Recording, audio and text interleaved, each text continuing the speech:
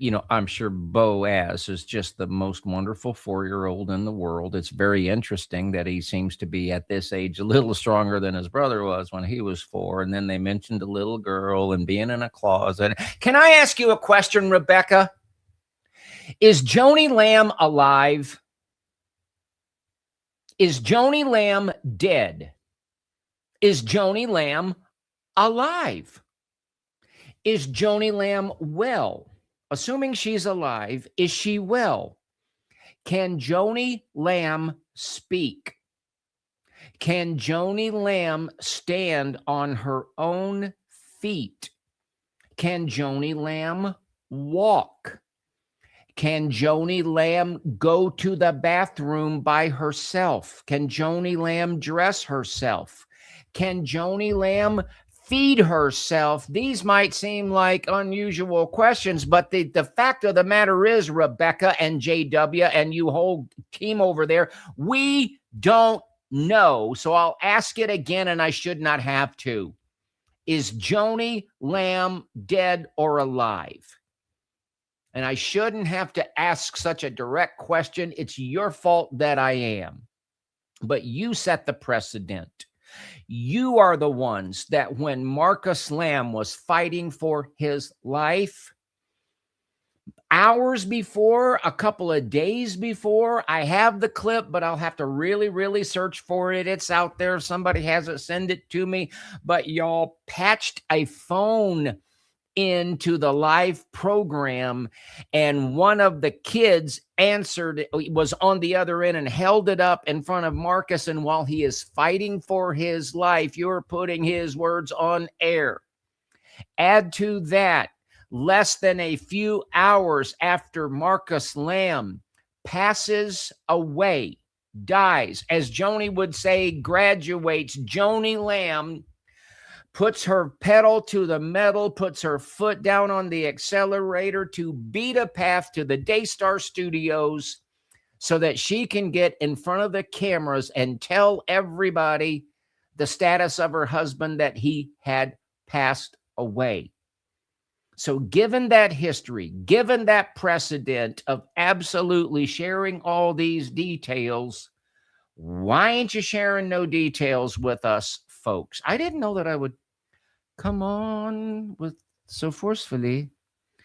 I'm going to read something from Matthew 28, verse 11. While the women were on their way, some of the guards went into the city and reported to the chief priest all that had happened.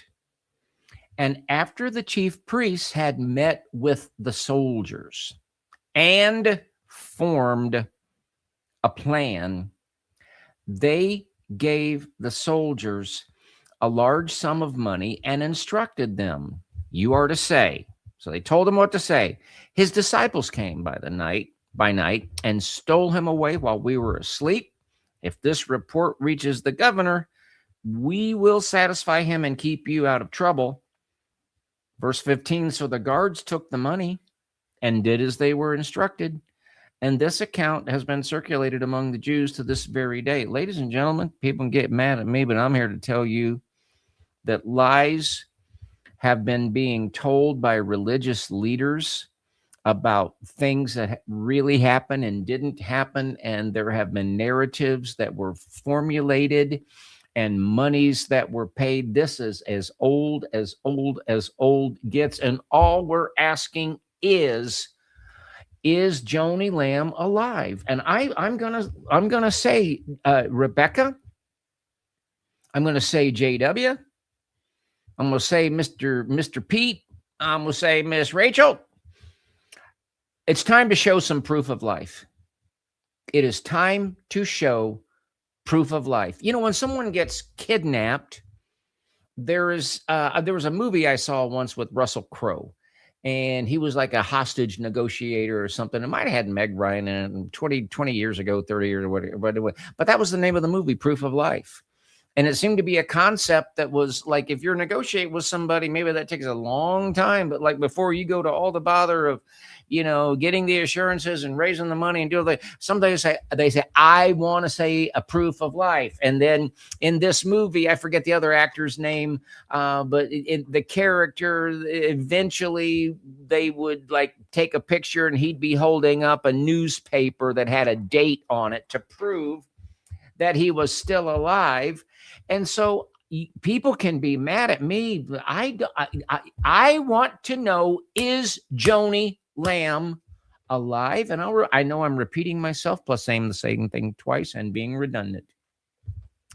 If she's alive, can she talk? Can she feed herself? Can she go to the bathroom by herself? Can she walk? Can she read a book? Does she know where she is? What is going on?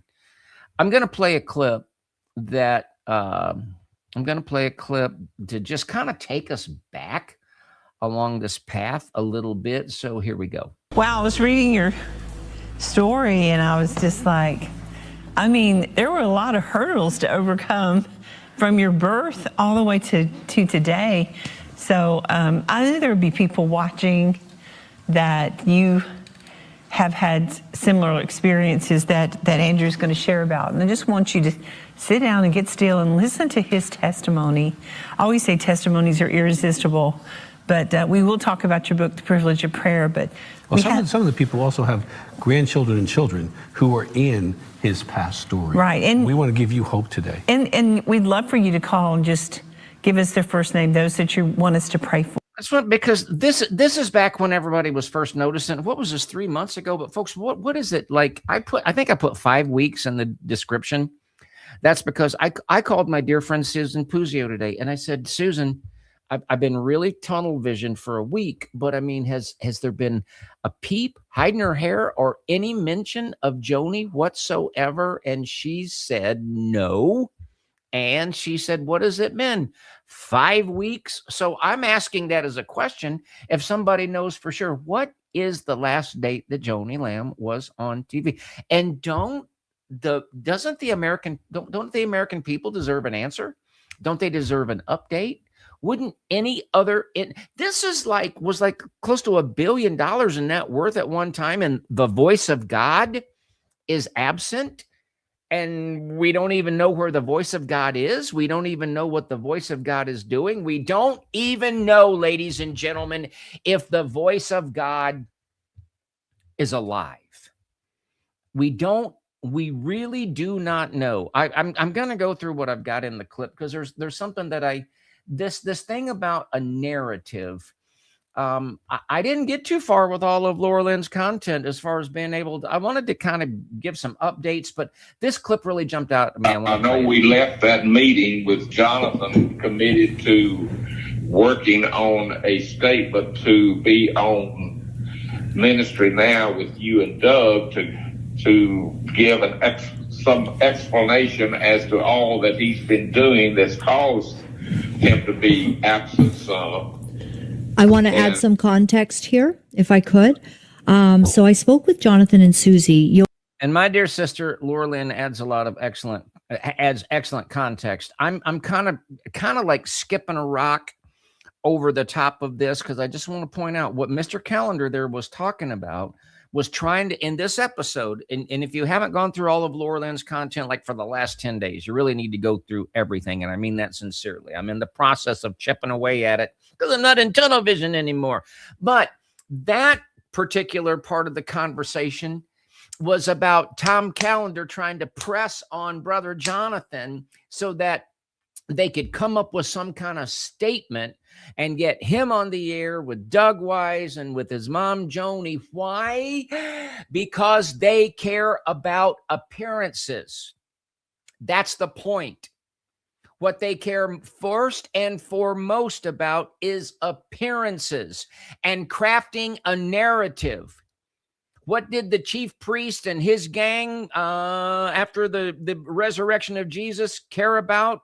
The narrative. What do religious corrupt leaders care about? They care about the narrative. I just played you evidence that what Joni was concerned about, Tom was concerned about, Tom Callender, is crafting a statement and trying to control the narrative. So my question for the powers that shouldn't be at Daystar is this: what narrative are you pushing?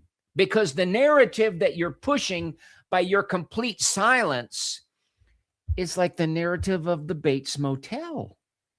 I never saw the movie Weekend at Bernie's. My dear friend Vanessa Johnson that said this looks like Weekend at Bernie's. Maybe some of y'all can figure what is going on. I'm going to play my next clip.